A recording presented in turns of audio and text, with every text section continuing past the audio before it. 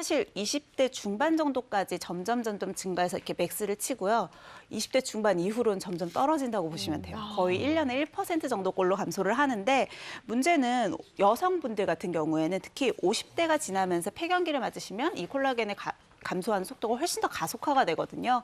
그래서 한 연구에 따르면 40대 이전의 여성들과 비교를 해서 폐경기 이후에 60대 이후 여성들은 콜라겐 함량이 50% 이상 감소를 하고요. 폐경기 이후에는 그래서 특히나 이런 식품 같은 것들을 통해서 외부에서 좀 꾸준히 보충을 해주시는 게 좋죠. 콜라겐은 아까 아미노산으로 이제 구성이 되어 있다 그랬잖아요. 그래서 우리가 섭취를 했을 때 부족하면 필요한 곳으로 이렇게 찾아가서 콜라겐이 단순히 피부에만 있는 게 아니고 연골, 혈관 이런 곳에 있다고 했으니까 이런 부족한 연부 조직들을 만드는 데 좀 사용이 될 수가 있고 아까 처음 설명드린 것처럼 콜라겐은 면역력을 높이는 데도 도움이 되니까 지금과 같은 시기에 또 잘 보충을 해주시는 것이 좋을 것 같습니다. 네. 아니 그래서 저도 앞자리가 3자로 바뀌면서 콜라겐부터 찾아봤거든요.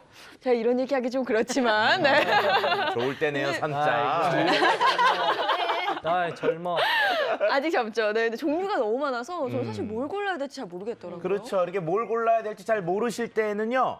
소화 흡수가 잘 되는, 즉 흡수율이 높은 제품을 고르시는 것이 가장 좋은 방법입니다. 아, 흡수율. 혹시 어떤 제품 그럼 드시고 저는 계시고요? 집에서 주변에 추천받아서 콜라겐 먹었는데 생선이 좋다고 그래가지고 어류. 어류 쪽으로 이렇게 샀거든요. 어. 잘 한 건가요? 근데 그거 만드는 것 같은데? 맞아요. 왜 저 돼지 족발이라든지 돼지 껍질 이런 거는 그게 뭐 분자량이 커서 흡수가 잘 안 흡수 안 되고 된다.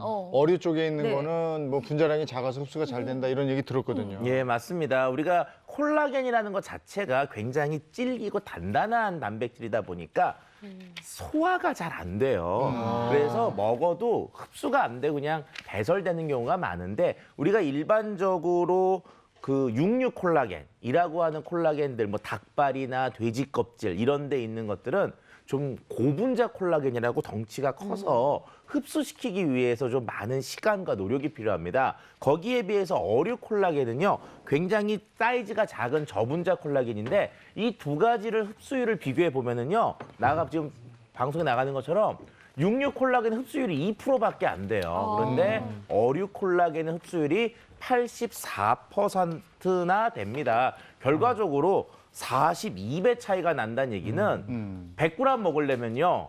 어류 콜라겐 100g이면은 육류 콜라겐은 4.2kg를 먹어야 되니까 이건 과식을 안 할 수밖에 없는 과식을 할 수밖에 없는 거죠. 그래서 이게 그 흡수가 잘 되는 저분자 콜라겐을 드시는 것이 효율적입니다.